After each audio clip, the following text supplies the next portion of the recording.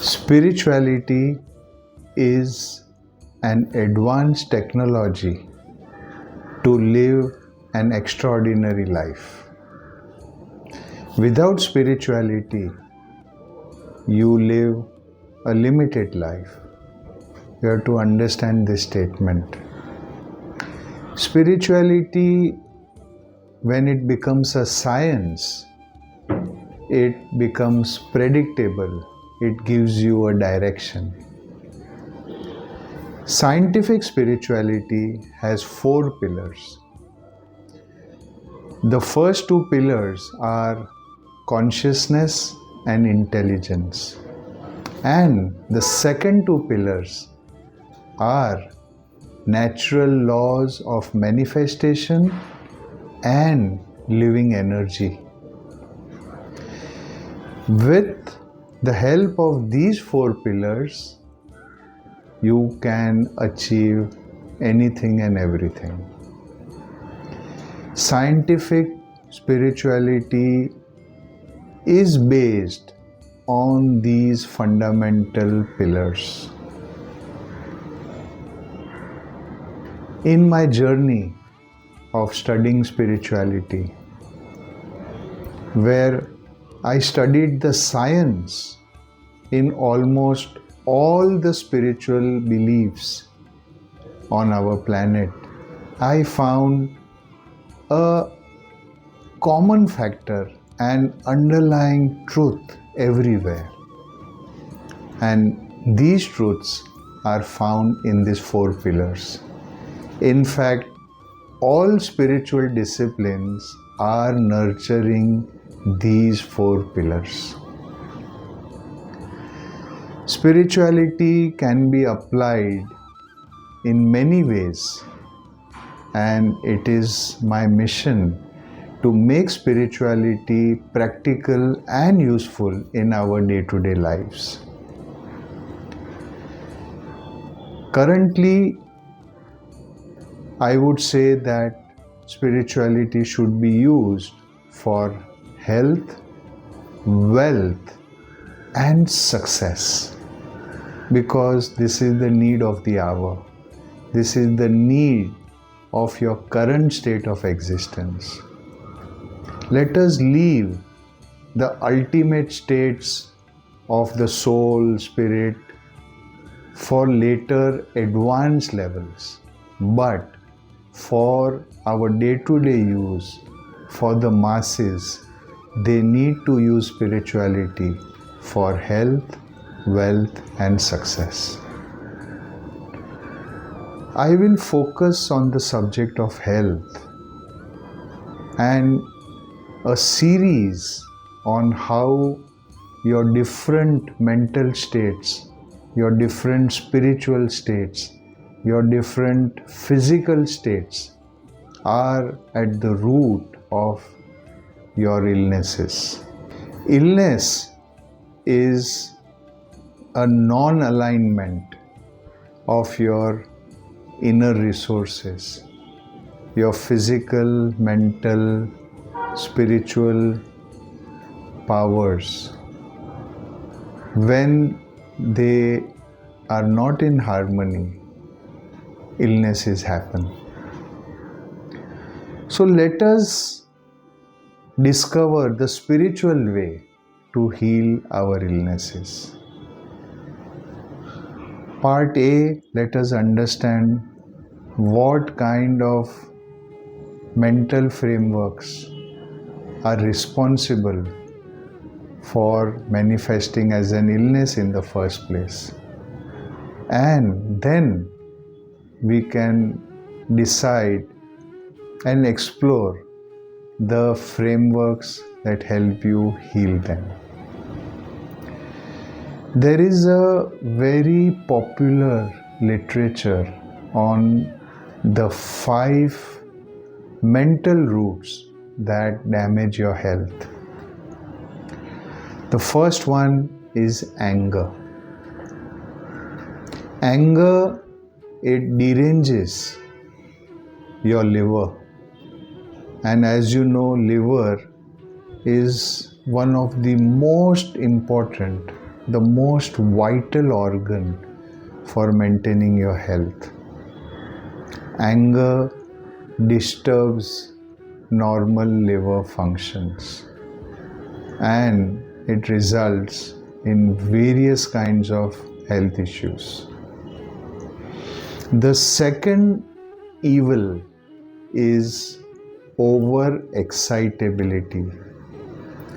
We fail to remain calm and composed. We get excited in different situations. We are overjoyed when things are favorable. We are sort of depressed when things are not favorable. There is a bipolarity involved, and this bipolarity damages what is known as your inner fire, your heart, your circulatory system, and this results in various illnesses. The third evil is over worry, overthinking, which is rampant nowadays. People tend to worry a lot, they get stressed quite a lot, they continuously think, so much so that even in their sleep they are thinking. And this predominantly disturbs your digestive system. It disturbs even your hormonal system, and it disturbs your muscles and your strength. And this predisposes you to various illnesses. The fourth evil is sadness, grief, etc. In our lives, we face various situations where we become sad, or when there is a loss of some kind, when someone near and dear departs from amongst us, we grieve. This sadness and grief, they actually damage your respiratory system. You actually are deprived of oxygen. Your lungs become weak. You can even get tuberculosis, asthma, etc., etc. This is the fourth evil. And the fifth evil, which is equally powerful, is fear. All of us have our fears, whether we accept them or not. Children have fears which we acknowledge, but as adults we tend to suppress our fears.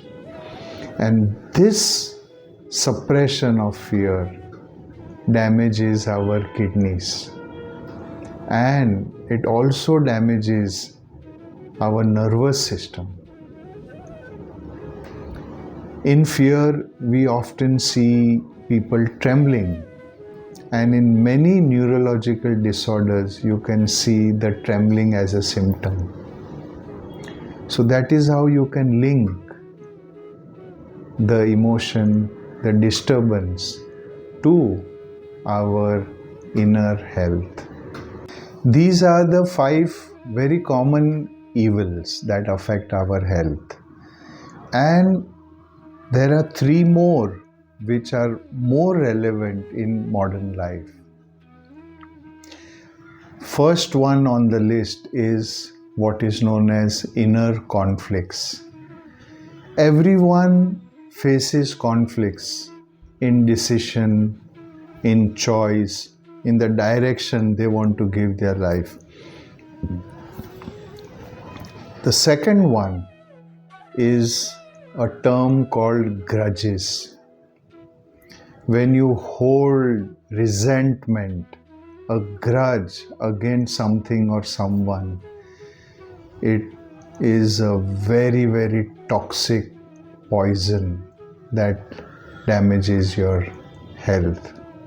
And the third one is the mindset of vengeance, of seeking retaliation to some harm that someone or something may have caused to you. These three evils are so toxic that they even lead to dangerous illnesses like cancer. Isn't spirituality concerned with these evils? Of course, yes. We tend to forget that spirituality is all about harmonizing all our levels of existence, physical, mental, spiritual, etc. Now, we have discussed the evils that cause illnesses and that need to be addressed with spirituality. And we often fail to emphasize upon the 5 divine virtues that can help us antidote the evils and become healthy. The first one on the divine list is the virtue of patience. In Sanskrit, it is called dhairya. Patience is missing in our lives. Everybody is in a hurry. Everybody wants tomorrow's thing today. You tend to get impatient over anything and everything. And this impatience makes you jittery. It makes your nerves jittery. It causes a buildup of stress in your system which will compromise your immunity. It is important to be spiritual and practice the art of being patient. The second divine virtue is the mindset of gratitude. We take things for granted. The daily food that we eat, the daily things that we use, we tend to believe that they belong to us and we can use them as we like. But remember, the food that you eat, it doesn't belong to you. It has been made available for you, but you have to respect it. You have to show gratitude that it is available so that you can survive. We sometimes fail to express gratitude towards some help, some obligation, some act of kindness that we may have received. We fail to acknowledge the efforts of our parents, the efforts of our near and dear ones who are focused on our well-being, but we don't recognize them. Gratitude is a spiritual virtue. The third one on the list is about a non-violent mindset. Ahimsa, as it is called in Sanskrit, is not as simple as I don't want to harm someone. Ahimsa is a far deeper term. Ahimsa means that you are not vigilant about the harm that you are causing yourself. Not only should you cultivate the habit of not harming others, not harming nature, not disturbing the universal way of things, but you must also be vigilant. You must introspect about how you are harming yourself. You can harm yourself physically, mentally, and or spiritually. This concept of non-violence needs to be cultivated. It is a divine virtue. The fourth divine virtue is forgiveness. In Sanskrit, it is called Shama. Forgiveness is not about recognizing the harm caused by others. Forgiveness is all about recognizing that we are at the root of the harm that we receive. Whatever we receive is because of our own doing, of our own karma. So forgiveness in Sanskrit is Shama, which means that we have to calm down our acts which can potentially give us a negative repercussion in future. So you are forgiving yourself for doing the wrong things, and in that process you automatically forgive others. And the fifth virtue, the fifth divine virtue, is known as friendship. It is called Maitri. Maitri means that I wish well for everyone. You may not wish harm, but you also have to wish them well. Only when you do this, the positive vibration generated from within you will have such a powerful effect that it will not only eliminate illness but will elevate your health to the highest degree. Think about it. Think about spiritual health. Think about scientific spirituality. Thank you. If you are interested in life transforming spiritual lectures, please subscribe to my YouTube channel and click on the bell button to be notified immediately about my new releases. Thank you.